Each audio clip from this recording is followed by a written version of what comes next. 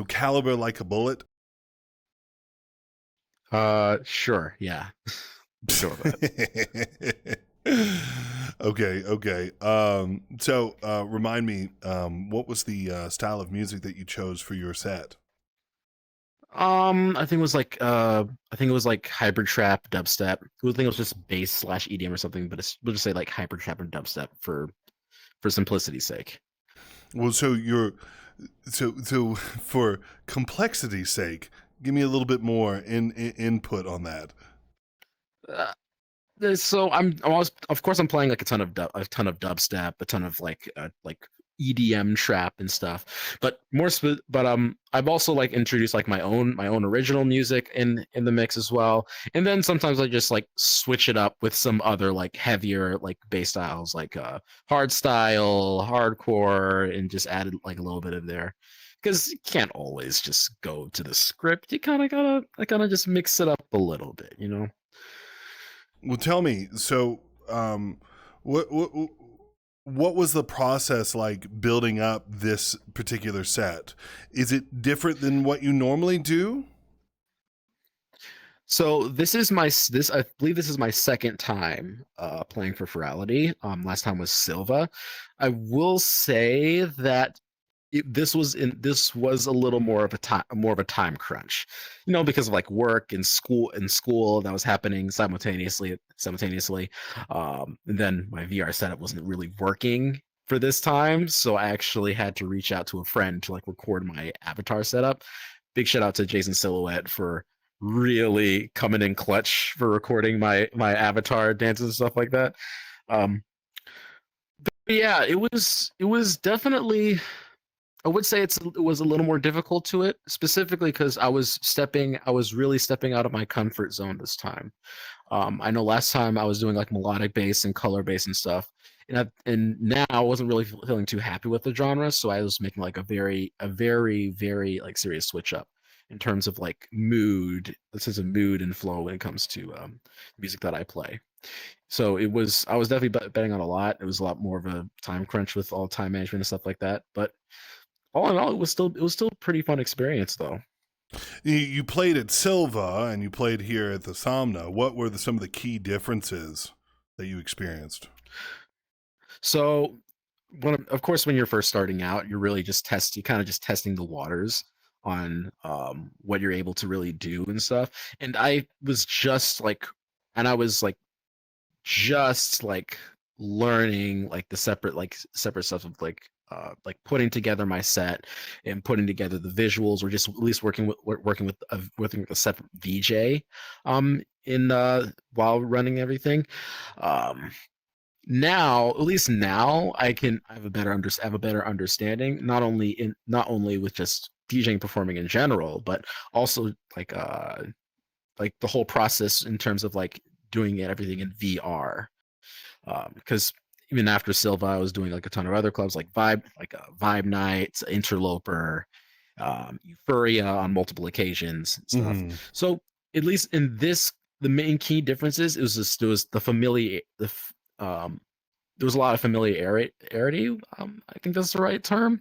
Yes. Um, I'm guessing what I'm really saying is just like the key difference between the two is that first I wasn't very experienced, but now that I'm more experienced with this one, I was able to really kind of state be more specific in what my I was looking for in terms of presenting my set this time. Mm-hmm. Had you been VR DJing before Silva at all? Actually, like only it was only like a couple. It was only like a couple, like one or two separate times. Again, it was before. This is also during a time where I was like still like using Quest natively. Ah, yes. Before the little upgrade that engineer Isaac helped me out with. Um, then so I wasn't doing too much of it. There was only because there's only like a handful of like VR instances that Quest can handle. Sure. Especially while like being on stage and kind of performing and dancing while your set's there, kind of just being present for your own set and everything. Um, so yeah, it wasn't really. I would say like it definitely wasn't my first time, but it was close. It was definitely close to it. So, Before that, it was mostly right. go So ahead. between Silva and Somna, you've been DJing more and more. Uh, can you tell me a little bit of the kind of the key differences from doing just a Saturday night at whatever club to kind of the big deal Somna? What's some of those key differences there? I mean, I think that's kind of like the best thing. There wasn't really too much. There was really too much differences in terms of the flow, especially when you're just running when you're specifically just running pre-records and stuff. Of course, like visuals. I'm gonna have to. I would be providing my own visuals and stuff, like editing Sure. like some like VJ loops over my set, and then then like rendering all that as like a full video, and then that's how we play and everything like that. Because I do like to have like a lot more control over that, but when it comes to Furality, I still like to have like separate VJs and separate visual like artist guys to kind of like also share their sort of vision of what the set could be and stuff. Who did you So collaborate with? essentially, um, I forget. I think it was Joka. I think Mm-hmm. I'm not entirely sure. I don't have the The the old chat chats logs. left. I'm just kind of locked away from it. I was chat logs from it. Um, but yeah, I think Joka also worked with me on my Silva set too, Oh, that's which I good. was this also is really good too. How was the interaction between you and the staff members helping you out? I mean, to be fair, it wasn't the I wasn't very present to be honest. I because like work, school, all that happening and stuff, and all prepping and everything, just prepping my next year and everything. It was all of this. It was all just trying to juggle all three or four at the same time. So I wasn't necessarily able to like do too much communication, it was it was still productive and still was a very easy. I think it was like a fairly simple but easy task to get complete nonetheless.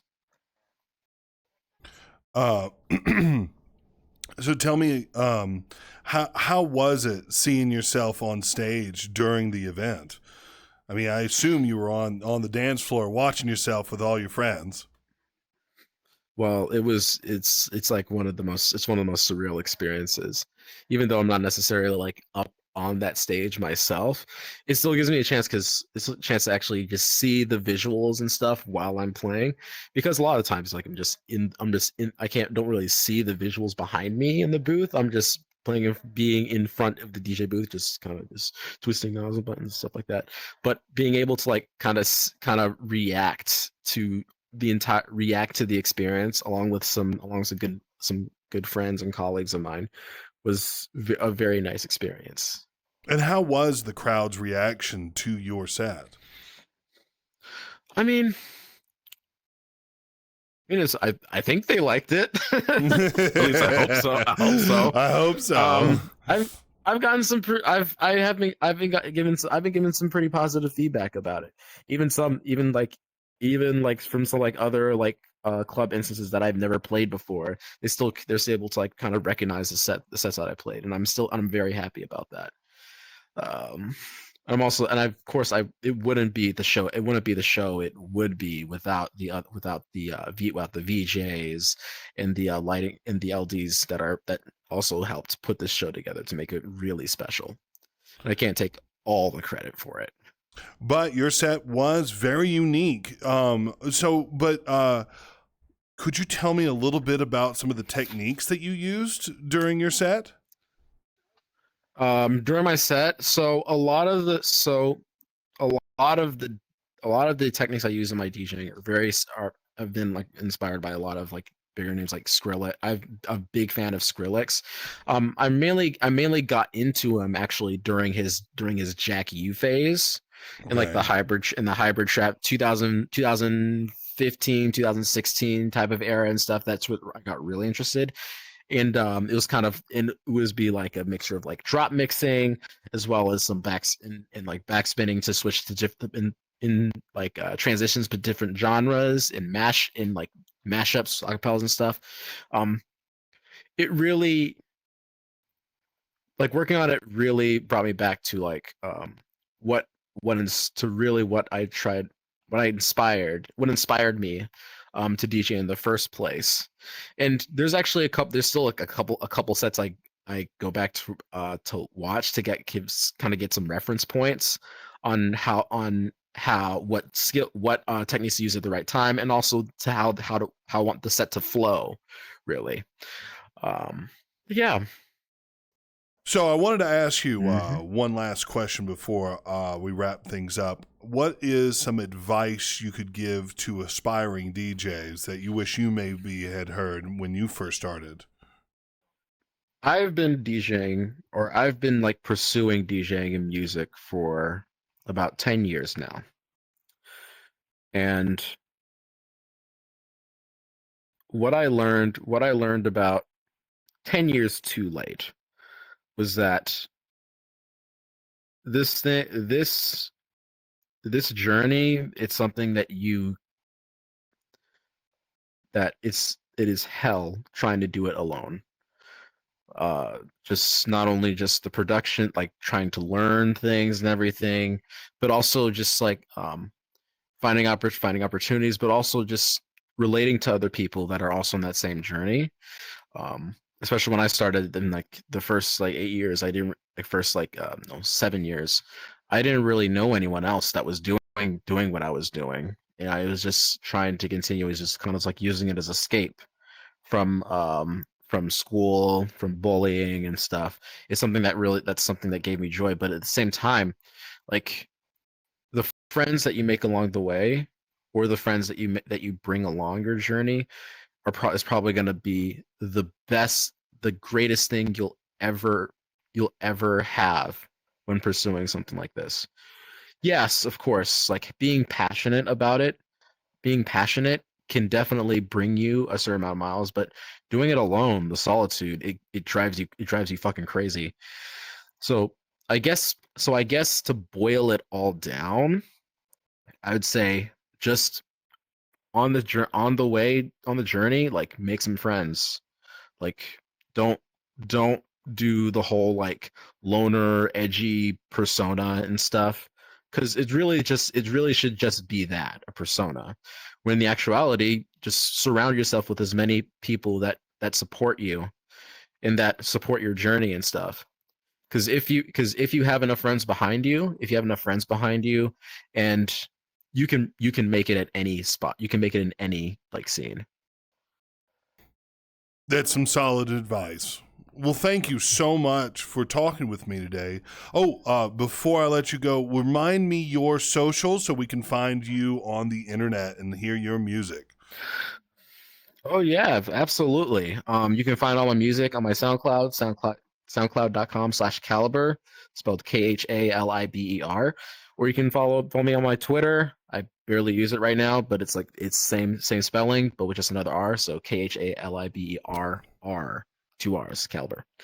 Um, and also you can look at my Instagram, Khaliber Music and stuff. But yeah, thank you so much for having me. Thank you. It's been a wonderful time talking with you. So thank you so much, and wave to the camera. Mhm. Goodbye, everybody. Goodbye. Goodbye, everybody. Goodbye, everybody.